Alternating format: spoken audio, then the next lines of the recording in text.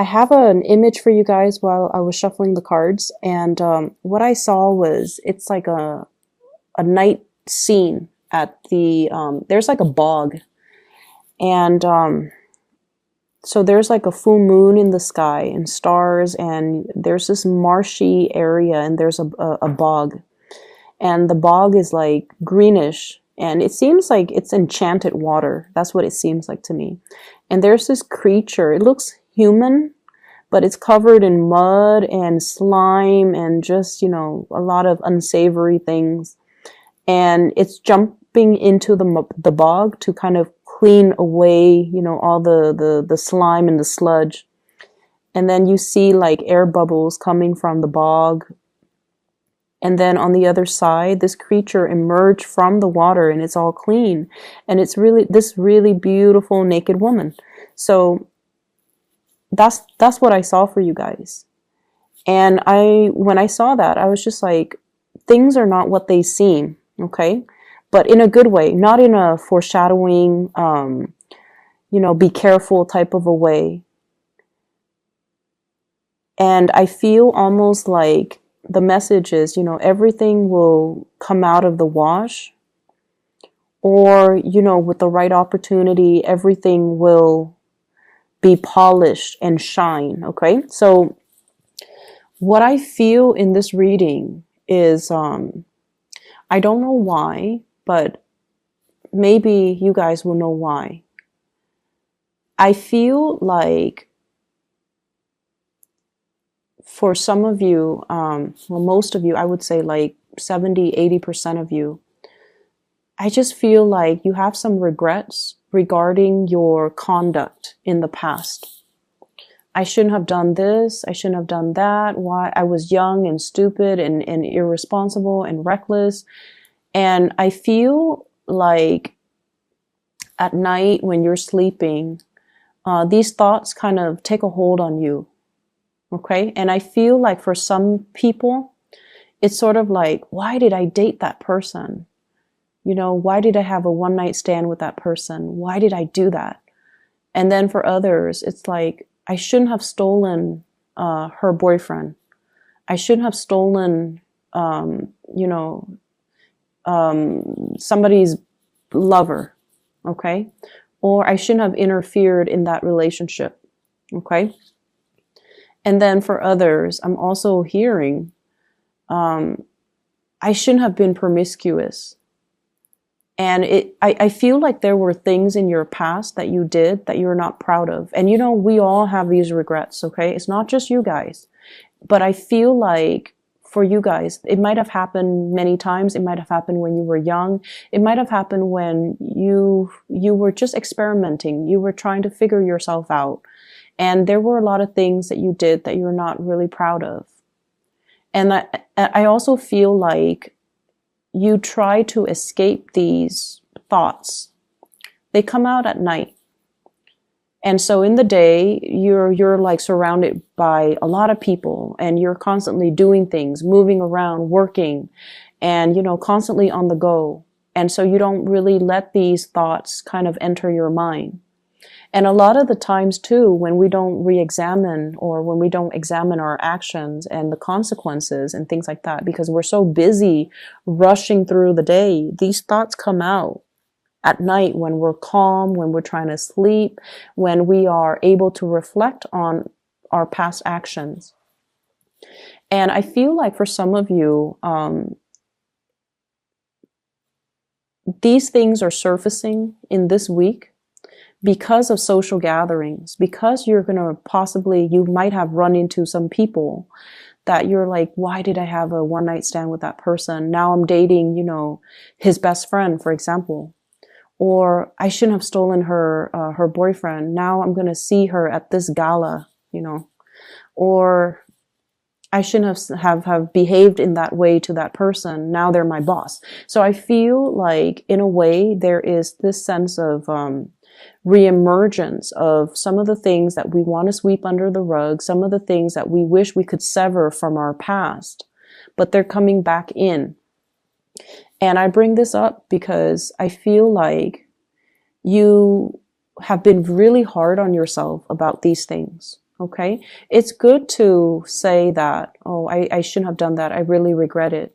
And I'm very sorry for what I did. But it's also, thinking those things, that's one thing. But if you really mean it, you should contact the person, no matter how many years has passed, no matter how long it has been, no matter how insignificant you feel that event is. You should reach out to that person and you should say your apology, because that is going to, allow you to triumph over those demons, okay, that emerge when you're trying to sleep. I'm also sensing as well, there's an intense missing somebody, and especially somebody that has passed away. And I especially see like grandparents, okay, like grandparents, especially a grandmother, somebody that has been very loving and very nurturing towards you. And they might have taken the place of your own mother. Okay, so I see like a loving presence that's coming over, that's like around you. I definitely see somebody's grandmother. And I see this woman like, putting the covers on you when you're trying to sleep at night and these thoughts are coming to your head.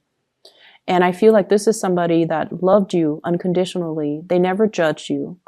And, at the time that they were alive, you were probably a young child. You were difficult and rambunctious, and, you wanted to have things your way.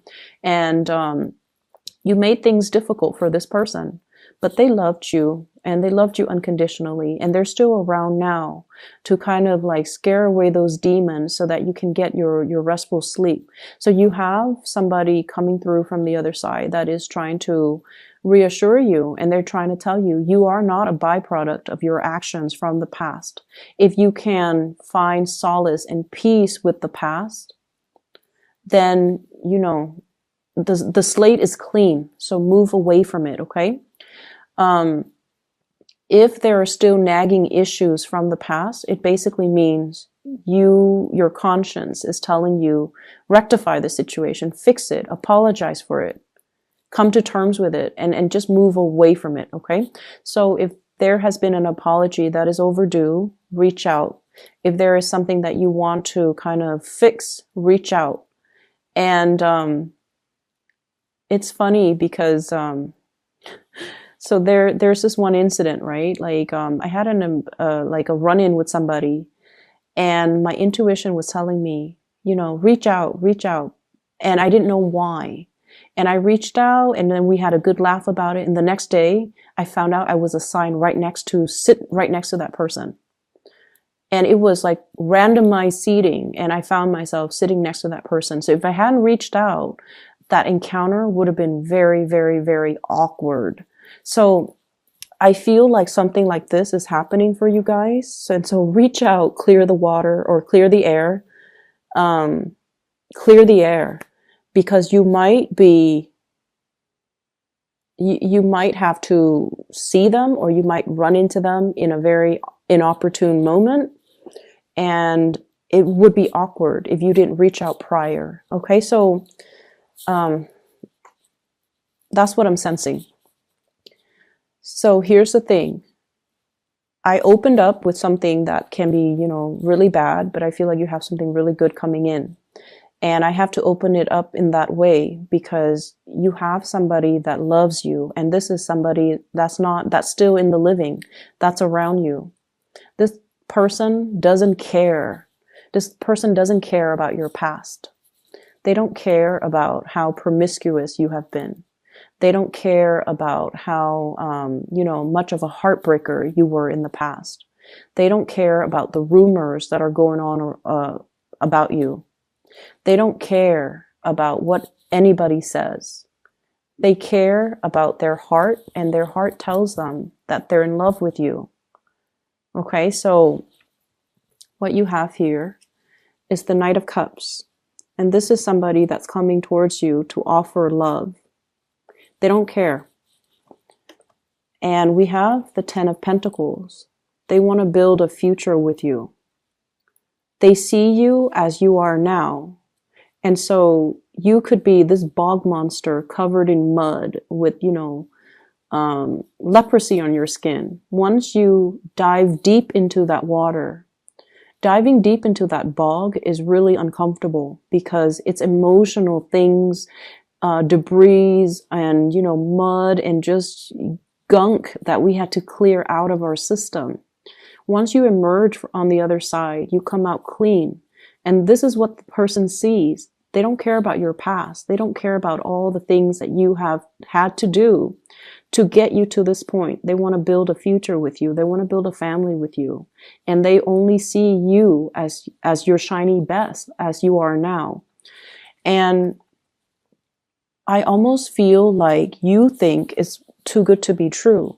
Like, how could this person love me? I'm so broken. I'm so damaged. I've been through so much. How could they still be around? And I feel like there were times where you drove this person away. You kind of like, pushed them away energetically or physically, like, stay away from me. I don't want to be with you. And they always came back. They came back because they love you unconditionally. Okay. And this is not somebody who is like a fire sign. This is somebody who's quite shy. They are quite fearful of rejection, but over and over and over again. They listened to their heart and they kept coming back. They're going to be around no matter what, so you might as well accept them, okay?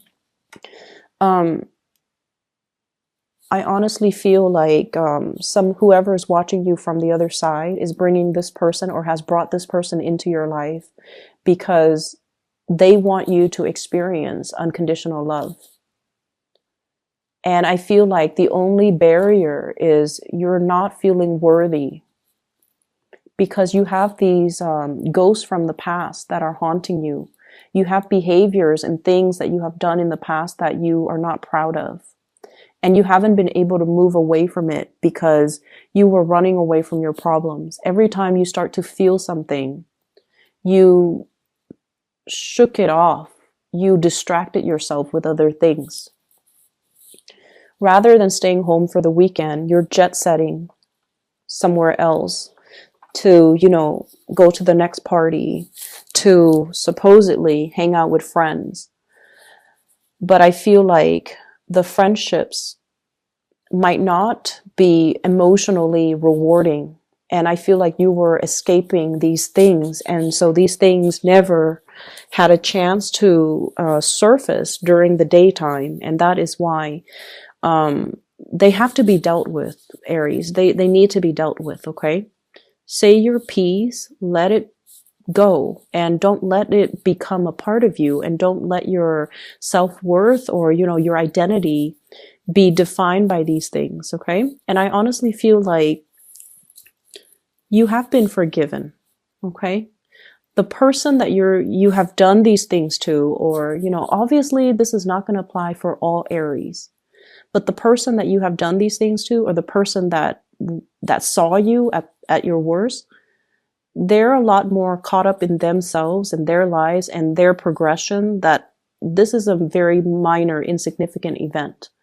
And you can reach out, say sorry, or whatever you need to do, but I feel like it doesn't affect the other person as much as it does you. And that is why you have to release this energy, okay?